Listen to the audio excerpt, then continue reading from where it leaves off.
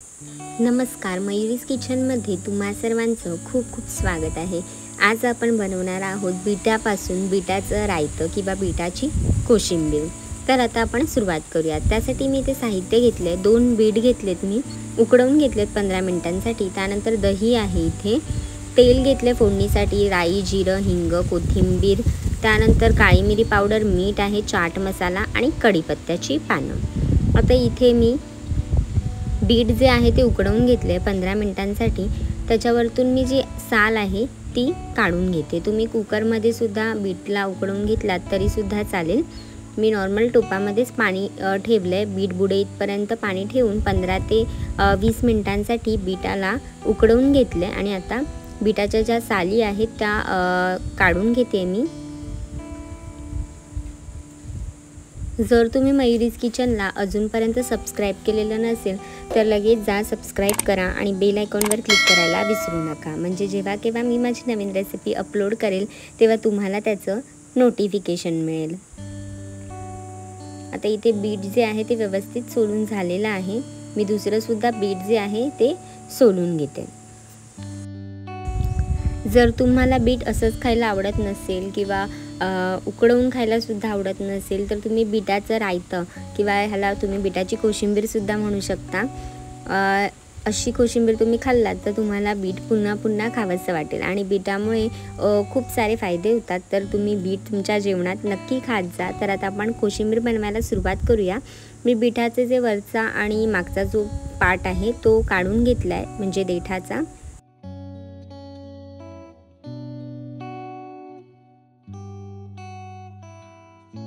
आता इथे आपले बीट जे आहेत ते दोन्ही सोलून झालेले आहेत। आता आपण बीटाला किसून घ्यायचं आहे। मी इथे किसणीवरती बीटाला किसून घेते।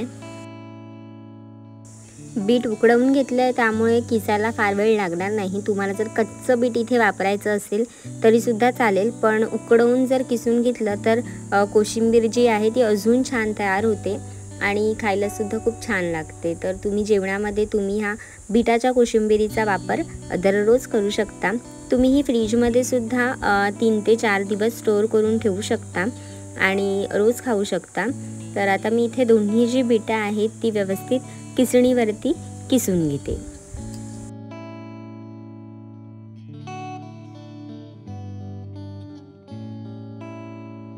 आता इथे बीट जे आहे ते किसून तयार झालेलं आहे। आता मी एका भांड्यामध्ये हे बीट काढून घेते, म्हणजेच ज्या भांड्यामध्ये मी कोशिंबीर तयार करणार आहे त्यामध्येच मी हे ट्रान्सफर केलेलं आहे। आता आपण ह्यामध्ये बाकीचे जे पदार्थ आहेत ते सुद्धा इथे ॲड करूयात।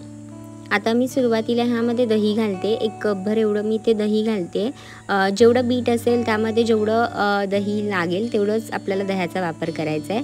मी इथे घट्टसर दह्याचाच वापर केलेला आहे, फार पाणी सुटलेलं दही इथे वापरत नाही आहे, कारण का मग अजून पाणी सुटेल। तर घट्ट दह्याचा वापर केला तर आपण फ्रीजमध्ये जास्त काळ स्टोअर करू शकतो, म्हणून मी इथे घट्टसर दही इथे वापरलेलं आहे।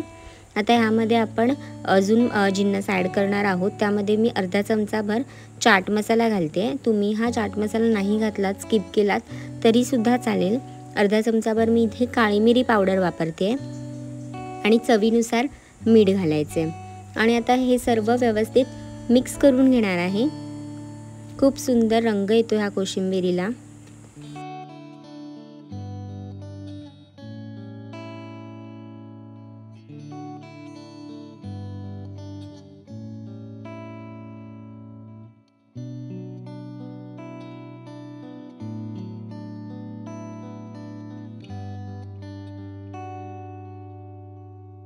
आता इथे बीट जे आहे ते दह्यामध्ये मिक्स करून झालं आहे। मी वरतून थोडीशी कोथिंबीर घालते आणि पुन्हा एकदा हे व्यवस्थित मिक्स करून घेते।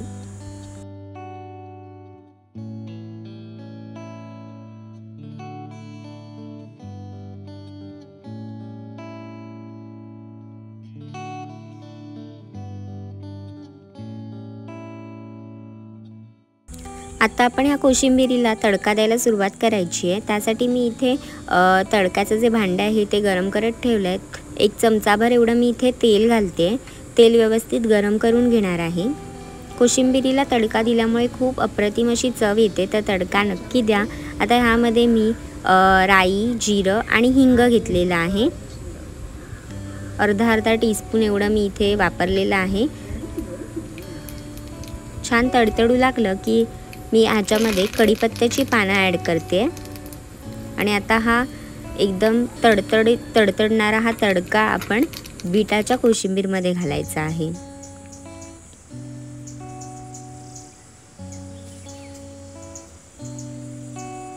आता मी हे सर्व एकदा व्यवस्थित मिक्स करून घेते।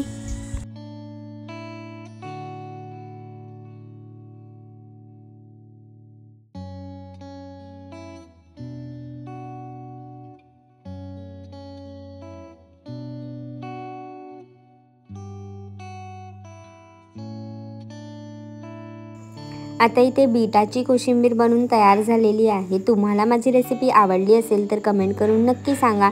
लाईक करा, शेअर करा आणि सबस्क्राईब करायला विसरू नका। रेसिपी नक्की ट्राय करून पहा आणि निरोगी खा, निरोगी राहा।